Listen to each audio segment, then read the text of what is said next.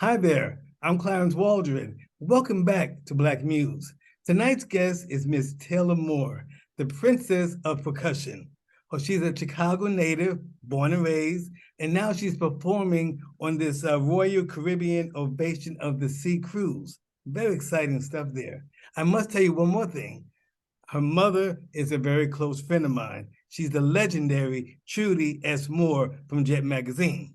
So I've sort of watched Taylor grow up, and I'm really happy to celebrate her this way today. So Taylor, how are you? Hey, how are I'm you? well, thank you. All right, so let's get started. Let's get started here. So you're playing percussion on the Royal Caribbean Ovation of the Sea cruise. How did that gig come about? First and foremost, such a pleasure to be here on your show. Happy to just be here to share some information and just share my testimony of how good God has been. To your question of how me being on Royal Caribbean Ovation of the Seas came about, it started off as a funny story because an agent literally slid in my DMs asking if I wanted to perform on a cruise ship. And I thought it was a scam. It was giving scam to me when he first did it.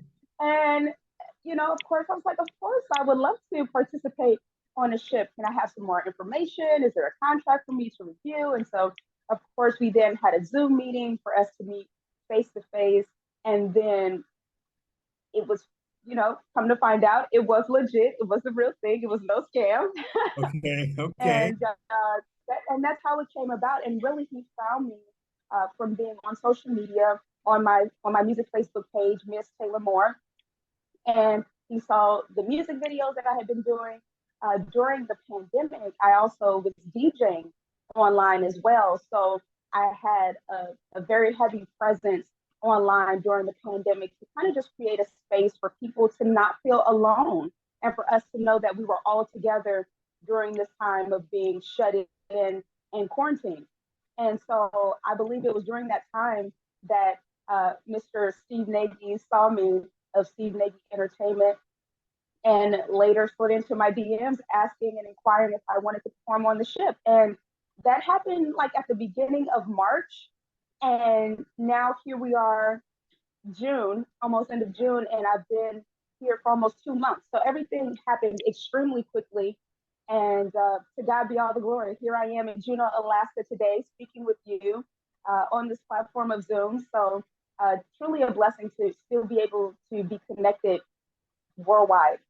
Absolutely. So where did the cruise begin and where will it ultimately end? And is it also a 6-month cruise that you're on? Well, my contract is for 9 months.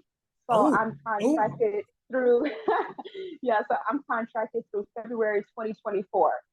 So I boarded the ship May 11th, which is a date I could never forget because that's my late grandmother's birthday. And it was really like a sign from above to let me know that this was me moving in the right direction and God just being with me and my angels watching over me for me to start this new journey on the birthday of my late grandmother. So we boarded the ship in Vancouver, and each cruise, this is my seventh cruise. Uh, so a group of 7 cruises, new passengers each cruise. And so their cruises last for a week.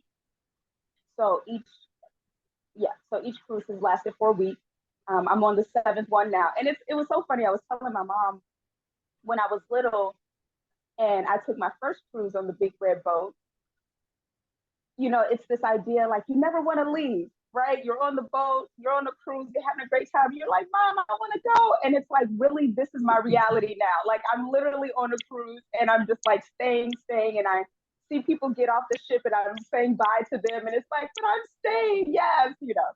But yeah, so right now we're sailing Alaska, making stops in Juneau, which we are here today, Sitka, Skagway, Ketchikan, and yeah, it's really been a blessing. And so we'll do that run, that Alaska run for a couple of months, and then we'll head to Australia and then on to Honolulu. And so those different spots will take up that 9-month contract. Wow. See, I didn't know that. I didn't know that. Yeah, Wow. yeah. So how many shows do you perform per week? How many shows do So you?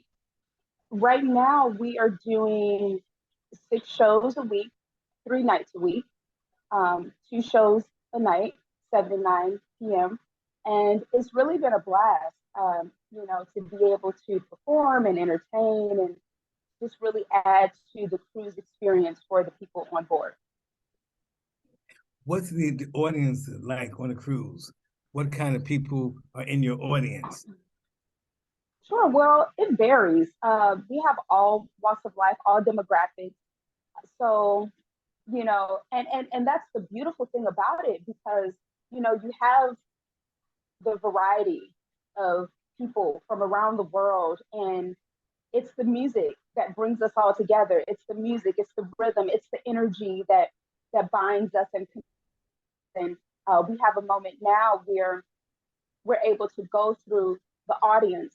Obviously, during the pandemic, the show was structured where it was, social distance, all the actors and performers stay on stage. But now, post pandemic, we're able to kind of go through the audience and engage a little bit with them. And so to walk by and, see the little girls and see the little boys and see the senior citizens just enjoying themselves, and it's just a blessing. It's such a warm and fuzzy feeling to know that, wow, this is what we're igniting in people, this sense of joy and excitement. And every night is a fun night. And I just thank God to be able to do something that I love to do while traveling the world. Okay. Now, how do you prepare for each show? Do you have to rehearse and all that, or is all done? Well, absolutely. So before we got on the ship, we did 3 weeks in Miami, preparing and putting the show together, rehearsing what's called the Bay Vista at Florida International University. And so that was a fun experience because uh, I had a chance to kind of walk around the campus and actually see the students of FIU. And I'm just like, wow, like I can only imagine, do they even know like what's happening just right across the courtyard? You know what I mean? Like there's a whole Royal Caribbean entertainment production happening as the students are walking to and fro calculus, you Yes, know. yes. So we were there for 3 weeks putting the show together, and then we came on board, and then we had an installation process, which was for about 3 cruises where we place the show on the stage because in this particular venue, there are lifts where we pop out of the stage and we are rising on the stage. It was so funny.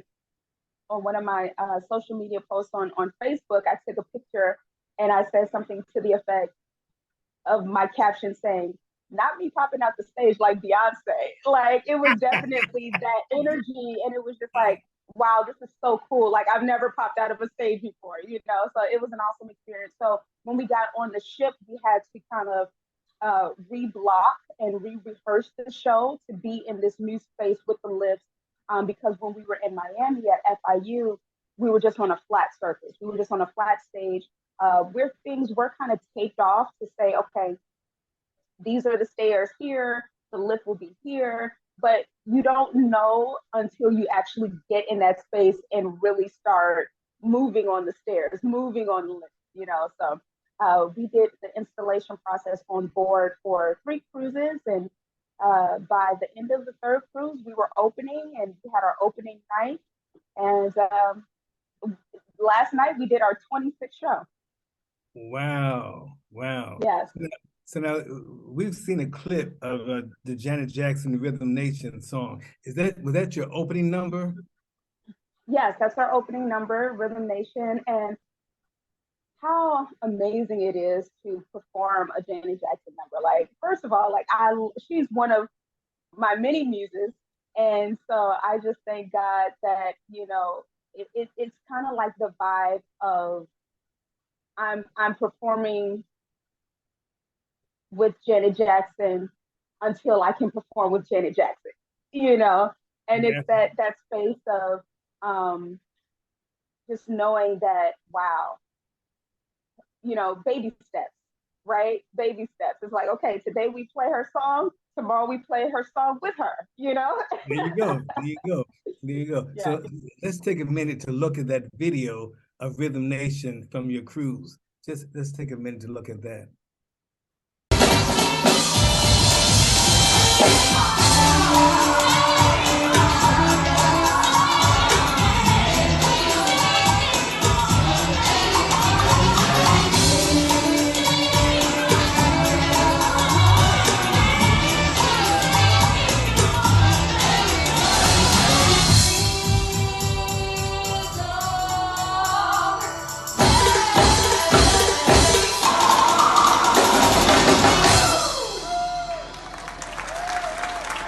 Okay, very good, very good, very good. So now, before the cruise, you were a finalist in a cover song contest presented by the late Motown songwriter Sylvia Moy.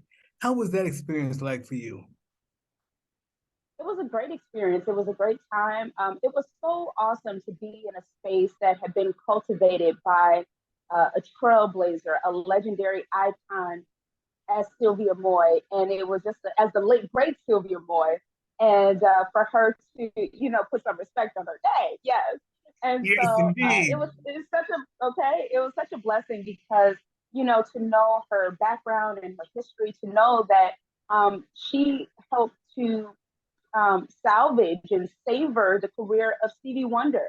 That the Motown was going to kind of like throw him out to the pastures, and she said, "Wait a minute, let me have him and let me cultivate him." And then Uptight came about, and so you have Uptight, Out of Sight, Everything's All Right, and it's a hit, it's a jam, it's a classic. And then you have Yes. My Shadia Moore, and to know that she is forever, um, a staple in music history. And as a woman, as a Black woman, to have had such a groundbreaking moment to um, preserve someone else's career, which in turn gave her sense of legacy and longevity herself. So it was just a blessing to be in that space and to cover a song. I covered Which Way is the Sky by Mr. Reynard Minor. And he actually called me to say, "Hey, I heard you did my song. You did a great job." And it was so funny because he was leaving me a voice message and Stevie Wonder was calling him as he's leaving me a message. And he was like, "I'll call you back. Stevie Wonder's on the other line." Oh, So wow. it was so amazing. Yeah, it was so amazing. Such a surreal experience, So yeah, God is awesome.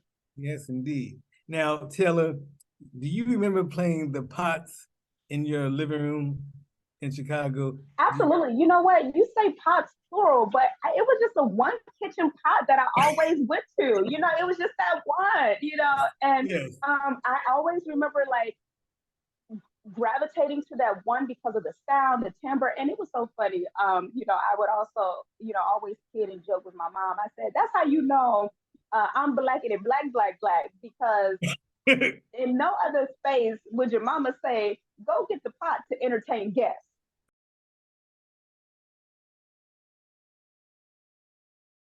Uh-huh. Okay, like hey, power to the people. We may do what it do. Okay, Okay. so Mhm.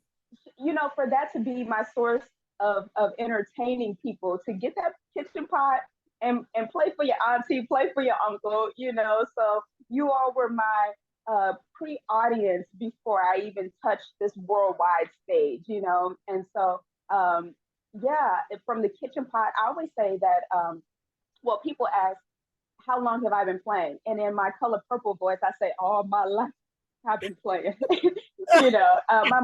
My mom actually says that I was playing when I was in the womb, and that I would only move when I heard music. So for the rest of the time, I was I was still, I was, you know, she would even have to shake me to make sure I wasn't stillborn. Like that's how chill and laid back I was until I heard music. And then I heard music and I was just like boom, boom, and moving to the beat and everything. And it's so funny because I'm literally the same way to this very day, like super laid back in the cut. But when the music is on and it's going, I'm here. I'm here with it, you know. So yeah, came out of the womb playing and then started on that one kitchen pot. And then the one kitchen pot turned into my first drum, the African djembe drum, made of tree trunk and goat skin and rope. And then from the djembe, I moved to the drum set. And it's so funny because I told my mom, I said, hey, mom, I can play the drum set. And I had never been on a drum set, but I just knew that I could. I had seen myself playing the drum. And so, Yes. therefore, I said, I have seen myself, therefore, I can do it. You know, see it, believe it, conceive it, you know? So and she was like, are you sure? You know? And so one day we're at my late grandfather's church and the sanctuary had cleared out and she hears piano and she hears the drums going and she looks back in the sanctuary. She was like, oh my goodness, Taylor, you can play. And after that, she bought me my first drum set, state of the art, like top of the line Pearl drum kit. That's no like starter kit. You know what I mean? Like that's like a Pearl kit. And yeah, it was so funny because playing drum set and playing hand drums are two different things, right? Because playing drum set, you're using all of your limbs. There's a level of coordination that is required to play drum set. So I know a lot of people who play percussion instruments like timpanis, timbales, bongos, congas, but they don't play drum set, and vice versa. I know drum set players who don't play percussion instruments, timbales, bongos, congas. So I just thank God for the versatility to be able to, you know, move about and be able to play these instruments with a level of fluidity that only comes from the Lord above. Yeah, but did you ever dream that you would become such a sought after percussionist today? Was that ever a dream of yours, or it just happened, or? Yeah, it's one of those things where it's like you don't. Well, I don't know the specifics. I just know that I want to do big things. You know, so that was always the dream as a little girl. Like I just want to be big. I just want to do big things and you know, live a charmed life kind of thing. And for some reason, I don't know what it is, but it's just like I have expensive taste. It's like I can go window shopping, and sure enough, I'm picking out the most expensive thing, and I'm just like, house, like house, like you know. And I'm just like, well, with this expensive taste, I'm gonna need a job to like provide, and you know. But it's funny because I'm not even like I'm actually pretty frugal. But aside from that, I remember growing up and being a heavy sleeper, and I would like sleep hours, and my grandmother would ask my mom, "Is she ever gonna wake up?" Well, I'm just like knocked out, and I'm sleeping, and my mom and my grandmother would say, "Well, I sure hope she, you know, gets into a career that can accommodate her sleeping habits." And so, sure enough, here I am, you know, almost 30 years later, as an entertainer, where I can literally sleep during the day and I'm up all night Up all night. performing, and you know, and so it's such a blessing. But as far as like dreaming, I've always dreamed big, right? Like I've just always dreamed of the grandeur of the finer things in life, right? So like I said, we know we want these things, but it's about how do we get there? How do we attain it, right? Because you don't just go from 0 to 100, right? You literally have to make your steps and literally crawl before you walk, walk before you run, and run before you fly, right? And so for me, it's just been a matter of trusting the process and just knowing that there's nothing that I have considered thought of that in due season, the Lord will bless if I continue to seek him first and put him first and give him all the honor and the glory. He will bring that to pass, because he won't just like, dangle carrots in front of you and be like, oh, no, I can't have that. Like, if he's put it in my mind for me to achieve these things, he will give me the grace and mercy to pursue it and to obtain it. Amen. For Amen. his glory. Amen. Yes. Yes, indeed. Yes. Yes, indeed. Yes. Now, you have a music degree from the University of Illinois at down south. Urbana-Champaign. Yes, sir. Yeah. How has that degree sort of helped you do what you're doing today? Well, it's been wonderful. First and foremost, when I went to UIUC, and I can't believe it's been almost like 10 years ago. And I came in undeclared, and I was taking a lot of gen eds and everything, because I was still trying to decide, did I want to do music? Do I want to do theater? Because I had also been, playing around and dipping and dabbing in theater productions, and did some summer theater programs at the University of Minnesota. And they even offered me a scholarship to attend their theater program. But I ended up receiving a full scholarship to UIUC, and funded by the Jackie Robinson Foundation and Posse Foundation.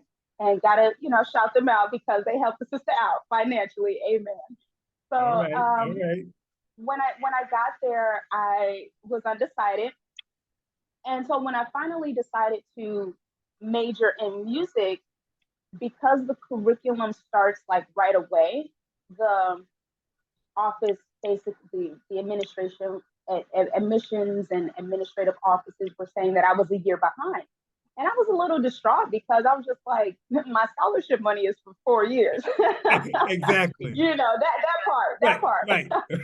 And so I'm telling my mom, I'm like, Mom, they're saying like I'm a year behind. The scholarship money is for 4 years. She was like, don't even worry about it. The word says that you are the head and not the tail, that you are above and not underneath, that you are ahead and not behind.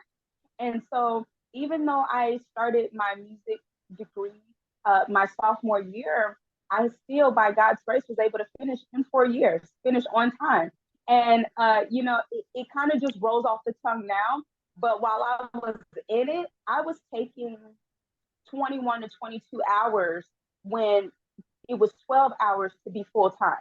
So I was basically taking like 2 semesters worth of hours in one semester, on top of being a resident advisor, doing programs for my residents, doing bulletin boards, and being active in church as well, where, I played for Salem Baptist Church in Urbana, as well as Deliverance Temple in Urbana. And so I just thank God. And I really think that because I still was adamant about going to church and being faithful, right? Because my mom called me that first Sunday I was on campus, and she called me like at like 8 in the morning, and I'm bright-eyed and bushy. I'm like, hey, mommy, good morning, happy Sunday. And she was like, why are you, it's 8 in the morning, like, why are you so bright-eyed and bushy-tailed? Yes. And I was like, I'm on my way to church. And she was like, you're on your way to church? And I was like, yeah, because she thought, my first Sunday away, I would sleep in, and I would kind of just like, oh, I don't have to do what I've been doing all my life. I can kind of just toss caution to the wind kind of thing, and just, be in my own and just do whatever I want to do. But going to church was a part of what I wanted to do. And, staying close to God's word in unfamiliar territory was something that I needed, because college life was new, but church, I knew church, so I was like, at least I can have some level of normalcy, right, while I kind of travel these uncharted territory, and that will give me stability. And so I just thank God for that anchor, right? Because like I said, it rolls off the tongue now, but Lord have mercy. It was a You know, situation. and so, okay, exactly. So my time there at the University of Illinois at Urbana Champaign, it was amazing. I also did like summer courses to basically stay on track. So, you know, I'm doing this like overload of 20 to 22 hours plus, um, you know, the summer courses. But, you know, hey, I come from a long line of ancestors who they do what they need to do to get it done.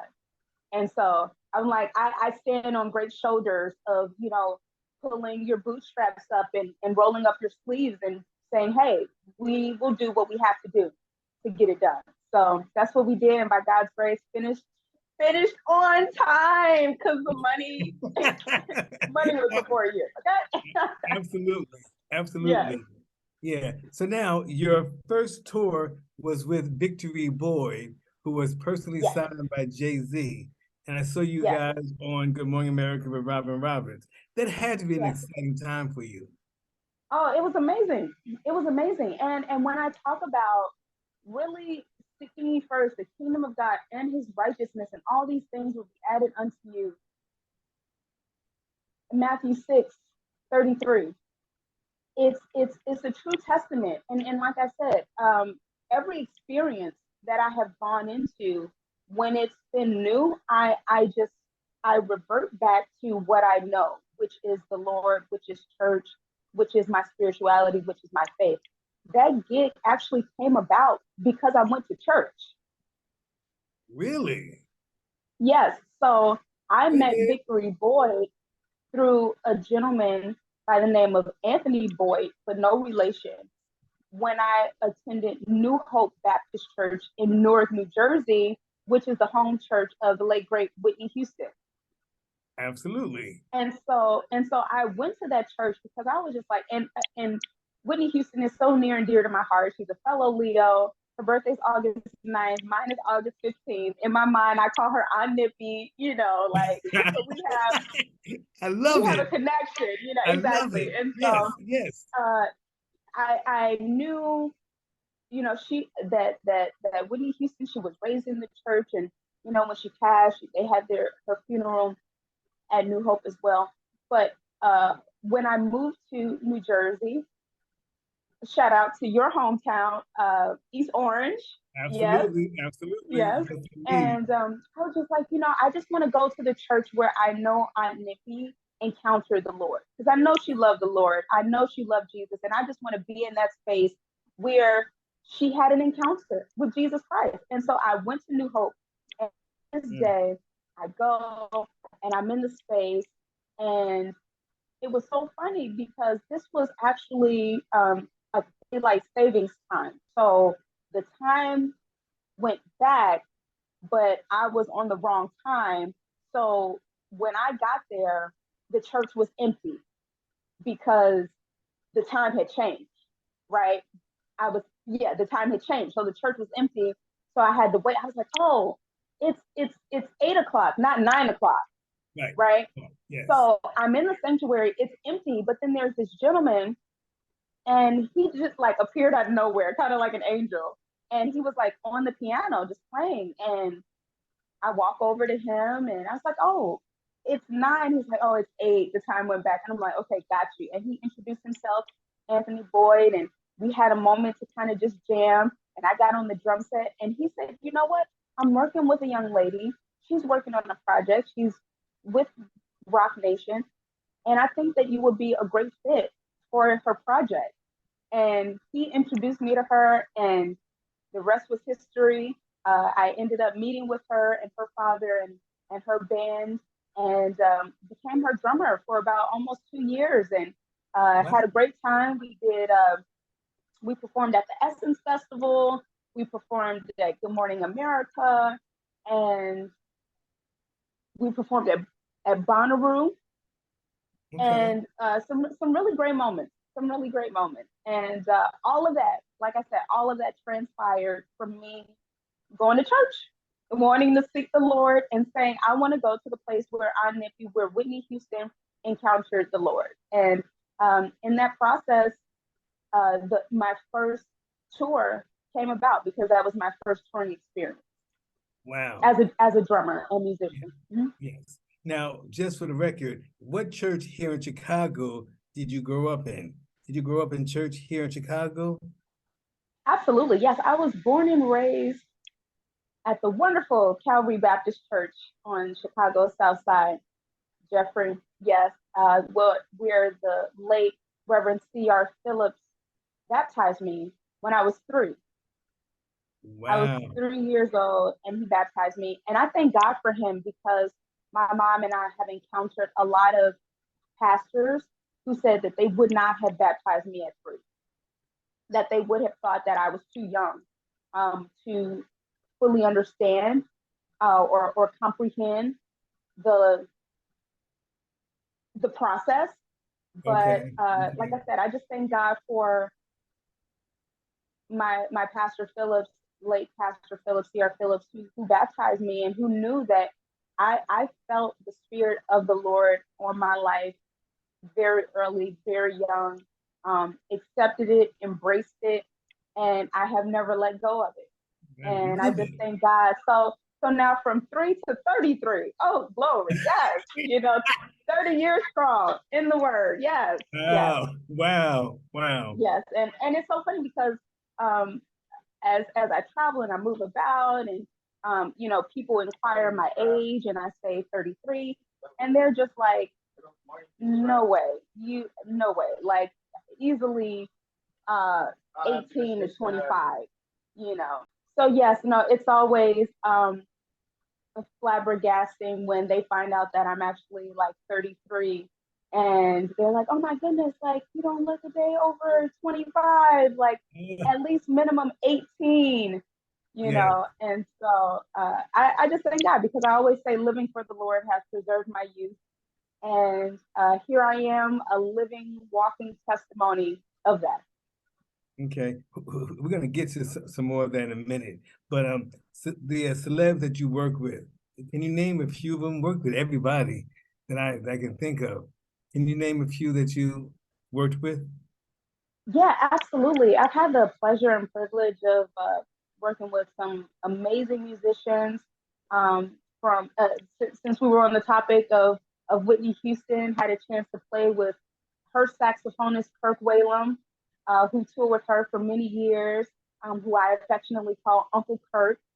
And I had the opportunity to play with Sheila E. and Patrice Rushen. I actually toured with the amazing icon Shirley Austin Reeves, who is the lead singer for the Shirelles, who they're in the Girl Group Hall of Fame and the Rock and Roll Hall of Fame. And she really helped to nurture me and show me the ropes of the entertainment industry and been such a maternal figure in this business. And she'll call me and I'll call her and we'll just check in. And she's been so amazing. And let me see who else. Um, the late great Andre Crouch, had Oh, a what? chance to perform with him, gospel icon, as well as Grammy Award winning artist Cassandra Wilson. Okay. And I had a chance to not only play with her, but I opened for her some years ago at Martha's Vineyard. Wow. So that was a great experience. Yes, yes. Okay. Okay. So yeah, I play with a few people. Yeah, Just just a few. Just a few. a few Just a people. few. But now I want to talk about Bootsy Collins. He's a huge fan of yours. And there was a video that you had that he gave a shout out and then it went viral. Talk about your encounter with Yeah, Bootsy. it was so dope. Bootsy Collins, he's so amazing. But it was funny. He caught on to the viral video and then reposted it. So there was a viral video that received over 20 million views, and Wait a minute, 20 and million? he 20 million. Yes, Wow. yes, Wow. and it just took on a life of its own. And he got wind of it and got a hold of it and then reposted it. And he said that, if you hear any noise, it ain't the boys. This young lady right here putting it down, and she's bringing the funk. So yeah, it Wow. was such an honor and a privilege and a blessing for him to reshare my video. Yes. Absolutely. Taylor, you're doing so much. You're also a motivational speaker, you're a DJ, comedian, actress, so much. But when you motivate kids, what do you tell them? Absolutely. Well, I started off as a motivational speaker at 9 years old when a custodian at my elementary school wanted me to speak in his back to school rally that was being sponsored by his church. And so my mom and I, we both inquired, like, well, what do you want me to speak about? And he said, just whatever, let the Lord lead you. And so we said, okay. I went and I gave a message on being the excellent people that God has called us to be, to, turn off the PlayStations and the Nintendos, and, for us to focus on our work and to put our best foot forward. And afterwards, a woman came up to my mom and she said, your daughter is such a wonderful motivational speaker. And it was like that moment, a name was given to what I was doing. And so after that, my mom and I, we traveled, and affectionately called my momager, the Okay. hybrid mom and manager. And at 9, I was speaking on excellence and nonviolence. So from 9 to 15, those were my like 2 main platforms.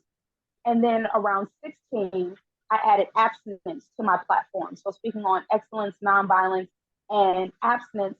And abstinence came about when a football player at my high school, he was trying to, sweet talk me and everything. And I was just like, no, you can't sweet talk me out of my blessing, because, the word of the Lord says for me to abstain from fornication and to practice abstinence until marriage. So that's what I'm doing, and that's what I've decided. And uh, that was also coupled with one of my classmates who had a baby in the bathroom and then discarded of it in the dumpster, and it made the news. And so this was during like report card pickup. So my mom and I, we were just having this conversation about the football player, and we're walking up, and the cameras and the lights are all, surrounded and swarming the building and everything. And it's just like, wow, this is, sometimes the negative result of, when those sweet nothings turn into a big something, you know? So I knew then and there that my decision and my conviction to practice abstinence was definitely meaningful and necessary for such a time as this. And it's so funny because, when I was saying that, hey, I'm practicing abstinence until marriage, starting at 16, I'm like, okay, well, the Lord's going to send me my husband at 20. Okay, he's going to send me my husband at 20. Okay. And then 20 came and still no husband. I'm like, okay, he's going to send me my husband at 21. Right, right. And now I'm 33, and I'm still saying, I'm like, okay, Lord, all right now, all right. I know your word says they that wait on the Lord shall renew their strength. Lord, help us, help us. But, from 16 to 33, I'm still saying the same thing. I'm still practicing abstinence until marriage. And I know that the longer I wait, the bigger the blessing God will provide, because, the saying goes, if you wait longer than you expected, then expect to get more than what you planned for. So I'm just here believing that and trusting that, because it's been a long time. Yeah, you're so silly. Yeah. Yes. So now you're also you're an author of a children's book. What made Yes. you move towards that? Oh, show me again. Show me again. What's the name? What's the name of the book? Taylor's Magic Hands. Okay. Yes. And so I just wanted to write a children's book because I'm so fond of children. I've had the opportunity to be a teacher in the Chicago public school system, as well as be a teacher in the East Orange, New Jersey school system, and teaching drums after drum work and everything.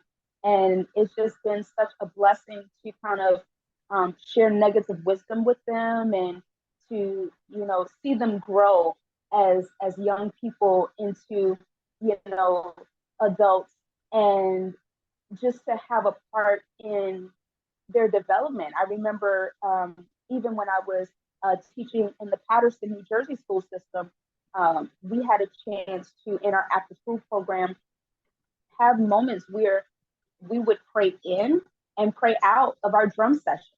And so I remember that that was like right before the pandemic happened. And I was just like, Lord, I pray that they remember what to do in moments of stress or turmoil, or just, just as a constant reminder that you would bring that time of praying in and praying out back to their memory during this time of being quarantined, And so while I was quarantined, the Lord just put on my heart, like, to write a children's book, because I actually attended a seminar, and it was on entrepreneurship, and one of the guest speakers mentioned how if you want to determine a man's being, just look at his time structure from when he's born to 7 years old. So literally just from when he's born to 7, you can determine the man, you can determine the woman. And so we look at adults who are 40, 50, and they're still grappling with things that happen in their childhood, right? Things that happen when they were from birth to 7 years old. And so I thought that was like really intriguing, that, he gave that number, that he said, hey, show me a child from birth to 7, and I'll show you the adult version of them. And I was just like, wow. And so then the Holy Spirit was like, tell your story, but through a children's book. And I'm so fond of this book. This is actually a series. This is the first book of many more books to come, because it's really just telling my story as a child. It's a rhyming story, so it's really, like I like to say, it's Dr. Seuss meets Maya Angelou. Oh, yeah. All right now. All right. Yes, yes. So, it has that fun rhyming scheme to it, but there's that depth, right? There's that depth, and that's why I say it's really for ages 3 and up, because it's relatable across the board, to all ages, to the young and young at heart. So I'm really excited about this series. This is the first book, Taylor's Magic Hand, and looking forward to release more of the series.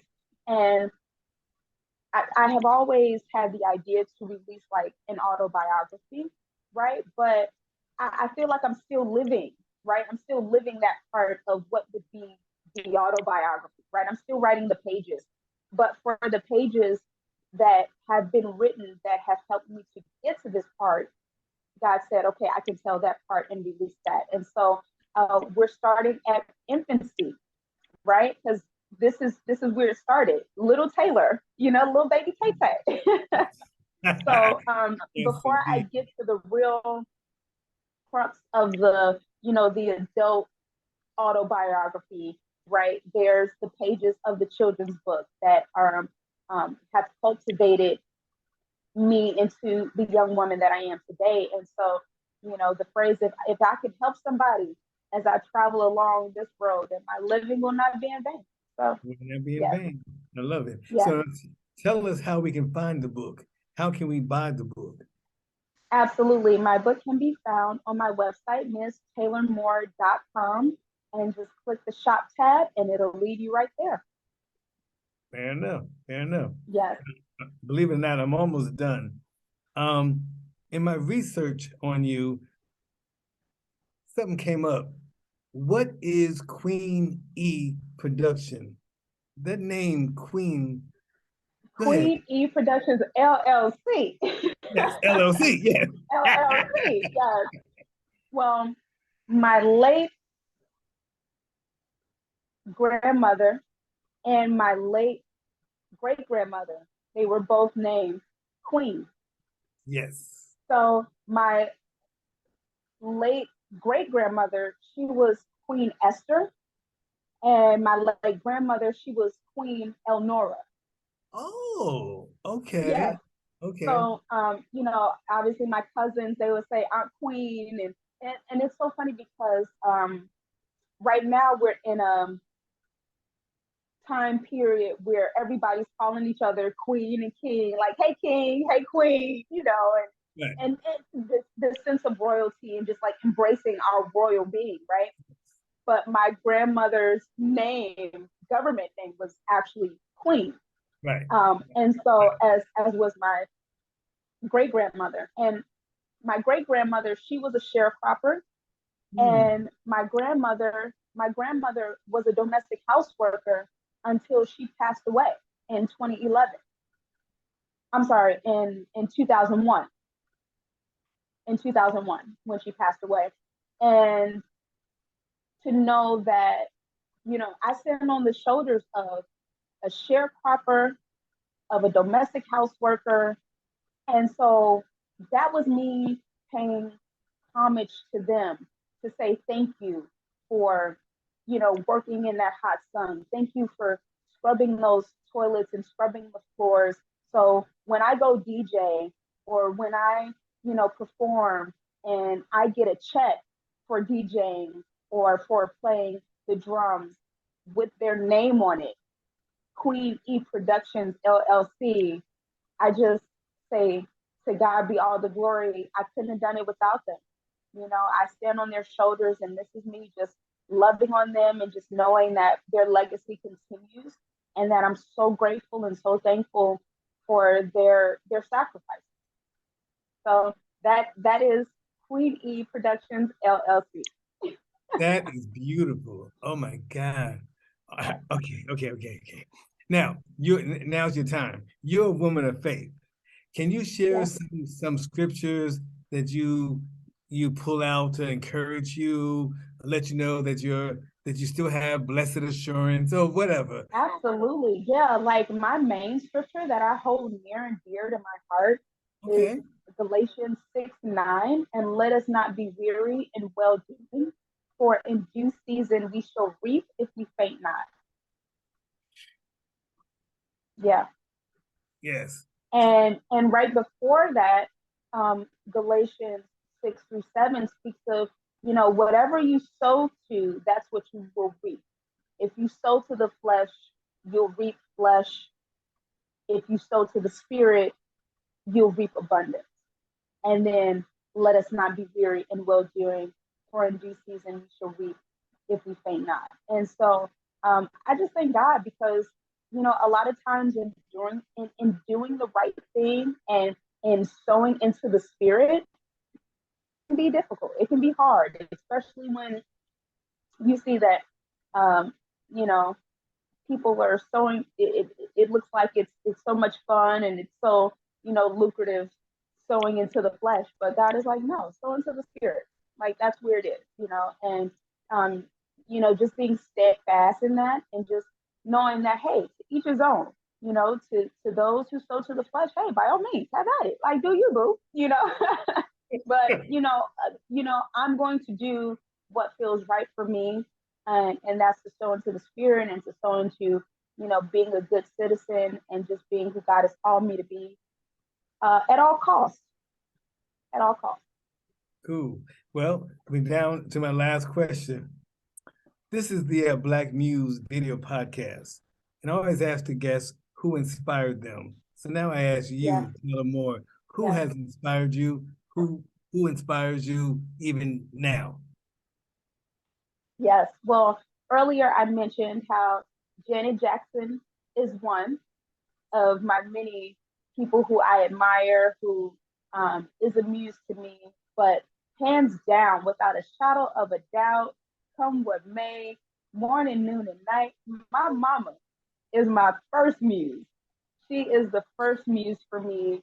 I have seen my mother be feature editor at Jet Magazine, take a drastic pay cut to go into the school system to spend more time with me and make those sacrifices, be there, taking me to my, piano recitals, taking me to my drum practices, waiting in the car, falling asleep in the car, me coming up, knocking on the car door window, to wake her up because she's falling asleep because she's so tired and exhausted. And to know that my mom chose me, and every day she chooses me. And I think that in the society that we live in, so many people are searching and looking to be chosen, right? Like that's why this whole media sensation is so, you know, overwhelming, because everyone is seeking attention to be chosen, right? And thank God that. Can you hear me? I hear you now. Yes. Uh-oh, can you hear me? I hear you fine. Can you hear me? Awesome. Yes, yes. My earpiece just went out, but I'm glad you can still hear me though. Yes. Yep. So awesome. Yeah. So I'm just so glad that my mom chose me, and to know that, you know, she could have stayed at Jet Magazine, you know, making those large figures, but she decided to say no. Like, I don't want to choose between going to my daughter's recital versus interviewing Denzel Washington or Janet Jackson, you know, like that was, you know, and it was so funny I say that, and somebody was like, well, I would just take it with me, you know, but sometimes that's not always the option, you Right. know. And she was just like, no, I don't want to leave her with the babysitter. I don't want to leave her with this one and that one. So I'll step down and I'll make that sacrifice, you know. And because of that, I am so grateful and so thankful. And my plan is to get back to what she gave up, in a sense that she was interviewing people, but there will be a time where she will be interviewed for, you know, how she did it, for, you know, the sacrifices she made, and the fruit that came of it because of her sowing and planting and being faithful. So my mom is my muse, my mommy. I love True, it. yes, more. Yes, indeed. Yes, indeed. Anything else you want to share since we got you here? Anything else on your mind?